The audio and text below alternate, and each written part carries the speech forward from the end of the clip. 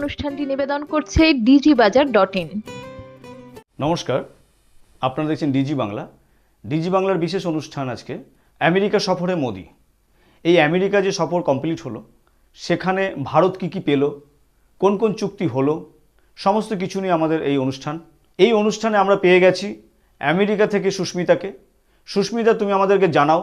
আমি প্রথমেই তোমার কাছে যে প্রশ্নটি করব, যেটা জানতে চাইছি তোমার কাছে, যে আমেরিকাবাসীদের কি বক্তব্য, ওখানকার যারা কমন পিপুল, সাধারণ মানুষ, তারা এই মোদির সফরকে কিভাবে দেখছে, কোন চোখে দেখছে, তুমি তাদের সাথে কথা বলে কি জানতে পেরেছো, আমাদেরকে বলো Susmita.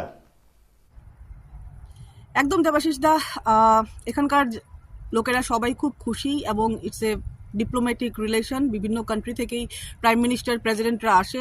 Specially Donald Trump president হওয়ার পর, নতুন করে শপথ নেওয়ার পর যেভাবে ট্যারিফের কথা বলছে এবং বিভিন্ন জিনিস নিয়ে বিভিন্ন দেশ থেকেই প্রাইম মিনিস্টার এবং বিভিন্ন দেশের যে সকল প্রেসিডেন্টরা আছে, রিপ্রেজেন্টেটিভরা এবং ডিপ্লোম্যাটরা আছে, তারা কিন্তু আসছেন।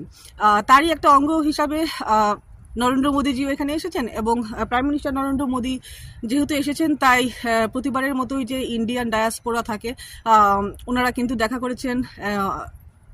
বাট মেইন কোশ্চেন যেটা উনি মানে কেন এসছেন, সেটা হচ্ছে গিয়ে it's just a continuation of the previous governments activities, যাতে যেটাই চলছে সুন্দরভাবে চলে এবং নতুন কি পেতে চলছে সেগুলিও দেখার বিষয়। তো মানুষ এখনো কিছু রিয়াকশান ডিরেক্টলি দিচ্ছে না।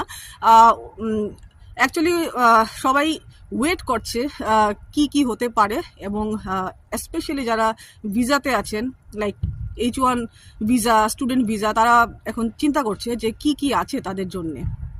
একদম ঠিকই বলেছো সুস্মিতা।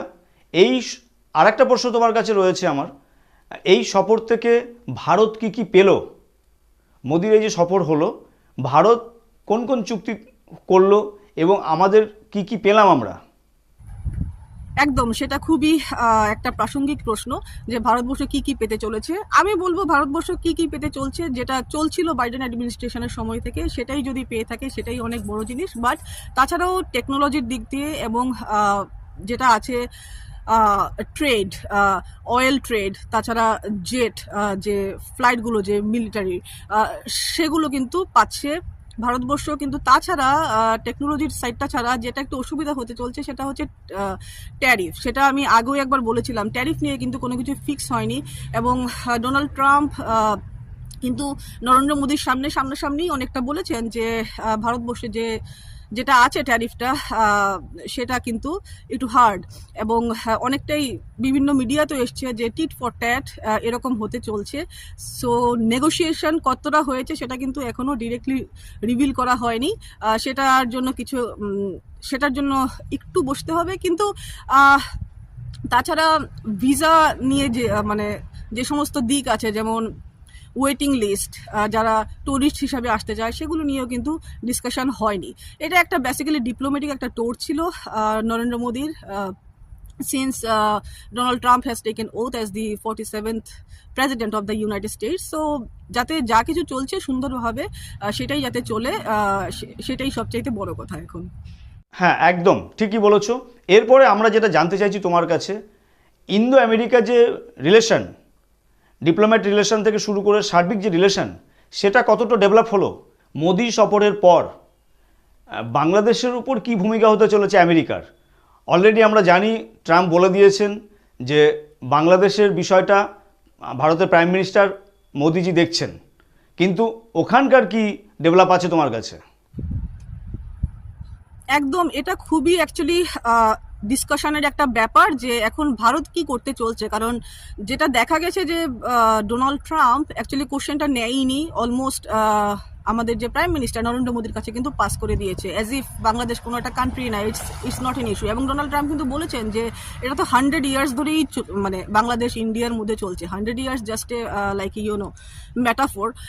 কিন্তু সেই বিষয়ে কিন্তু ডোনাল্ড ট্রাম্প খুব একটা নজর দেয়নি। বাট এটা কিন্তু বুঝিয়ে দিয়েছেন যে ভারত যাই করবে সেটার সাথে কিন্তু ইউএস আছে। সো এটা কিন্তু একটা সিগনিফিক্যান্ট একটা বলবো যে ডেভেলপমেন্ট। এবং সেটা কিন্তু ভারতবর্ষের জন্য ভালো, কারণ আফটার অল বাংলাদেশের প্রাইম মিনিস্টার বা যেই আছে পাওয়ারে ওনাদের সাথে তো দেখা করেনি, দেখাটা করেছে নরেন্দ্র মোদীর সাথে। সো এটা ইন্ডিয়ার দিক থেকে কিন্তু ভালো, এবং যেটা বলেছে পাস করে দিয়েছে কোশ্চেনটা, এটা মনে হয়েছে যে এটা একটা মানে যাই করবে ভারতবর্ষ থেকেই করা হবে, তাতে ইউএস এর কোনো রকমের অবজেকশন থাকবে না।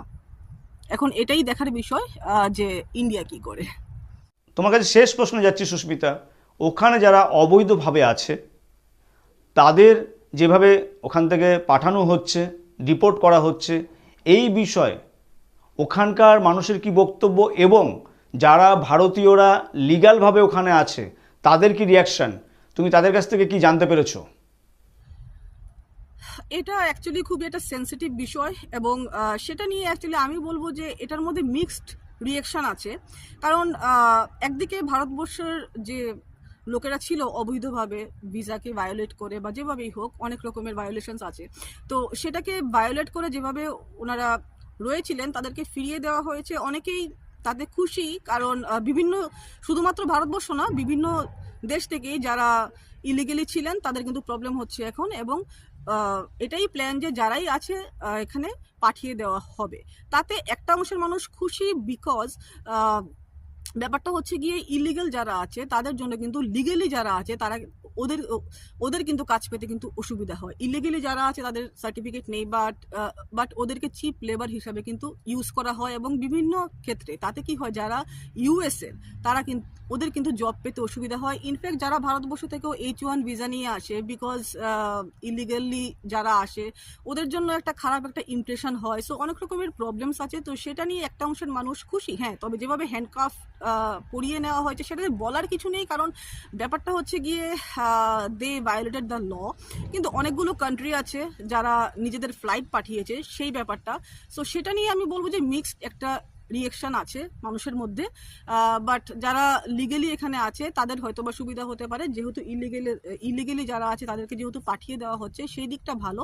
কিন্তু হ্যান্ডকাফ দিয়ে যেভাবে নেওয়া হয়েছে এটা অনেকেরই সেন্টিমেন্টে হার্ট করেছে, আবার অনেকে আর এখানে যারা আছে তারা বেশি একটা মুখ খুলতে চায় না এসব ব্যাপার নিয়ে, because they also have like visa issues, like মানে এখানকার যে গভর্নমেন্ট আছে ওনাদের এগেনস্টে খুব একটা কথা বলতে চায় না, এবং ইন্ডিয়া গভর্নমেন্টের এগেনস্টে আমার এটা ব্যক্তিগত মতামত খুব একটা কথা বলতে চায় না। কারণ এখানে যদি ভিসার একটা প্রবলেম আছে সেখানে কিন্তু একটা পাসপোর্টের প্রবলেম আছে, তো সেটা নিয়ে কিছু ডিরেক্টলি বলে না, বাট এখানে একটা মিক্সড রিয়েকশন আছে, যে কেউ কেউ বলছে ওকে পাঠিয়ে দেওয়া হয়েছে এভাবে, দে জাস্ট ডিজার্ভ দ্যাট।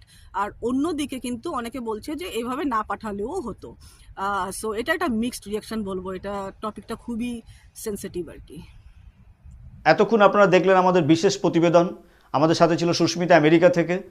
অনেক অনেক ধন্যবাদ সুস্মিতাকে, এবং আপনারা দেখতে থাকুন ডিজি বাংলা। ভালো থাকুন, নমস্কার।